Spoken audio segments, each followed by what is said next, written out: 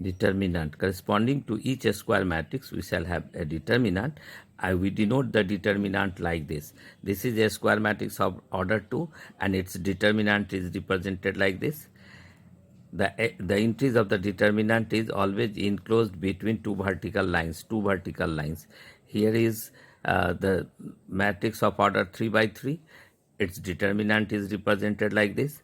It is a matrix of one row and one column. Its determinant is represented like this. And now how to obtain the value of the determinant? The determinant always corresponds to a number. This corresponds to a number. This also corresponds to a number.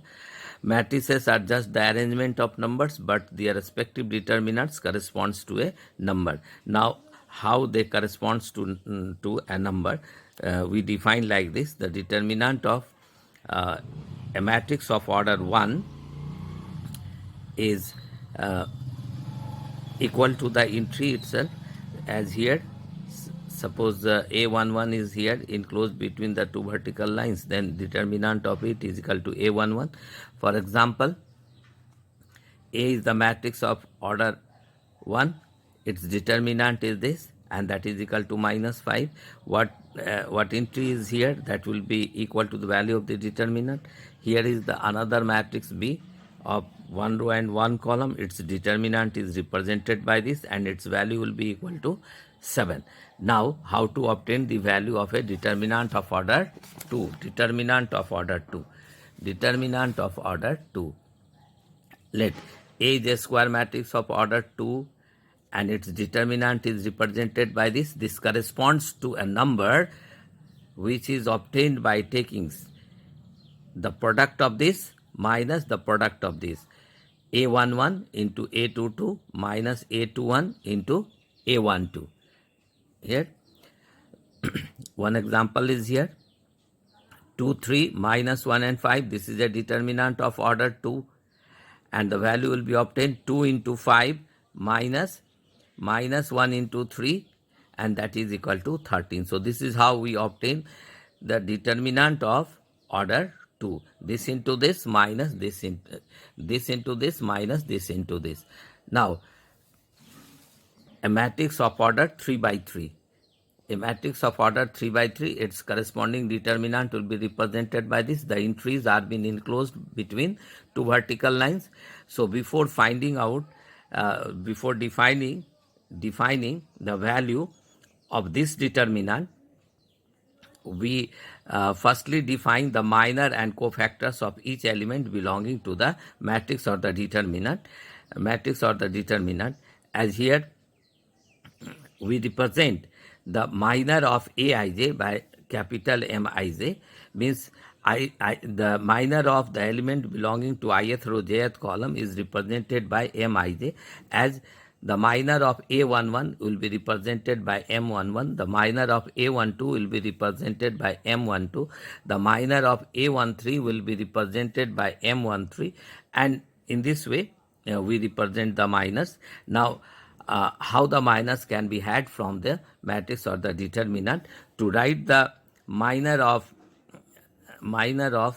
the element belonging to ith row and jth column, what we do, we eliminate the ith row and jth column. Whatever remains, their respective determinantic value gives the minor.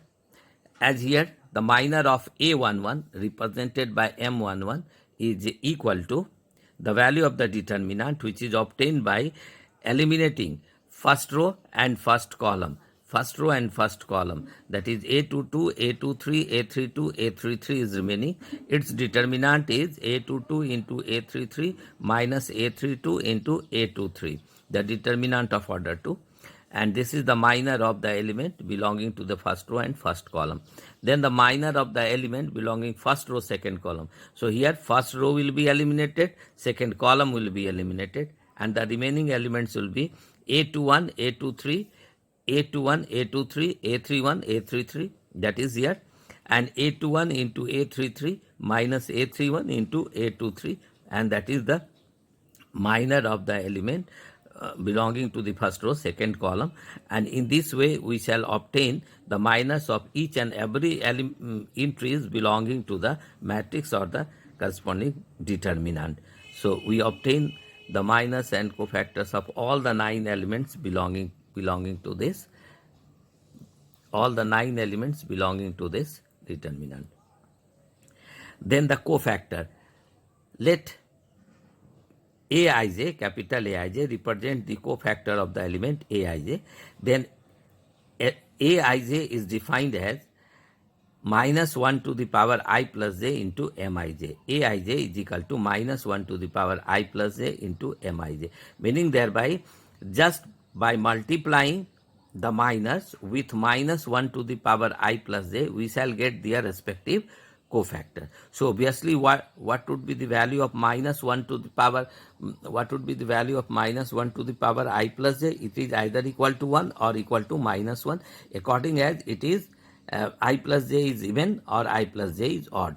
So according to it, the first row, first column, in the first row, first column, minus 1 to the power I plus j will become plus 1.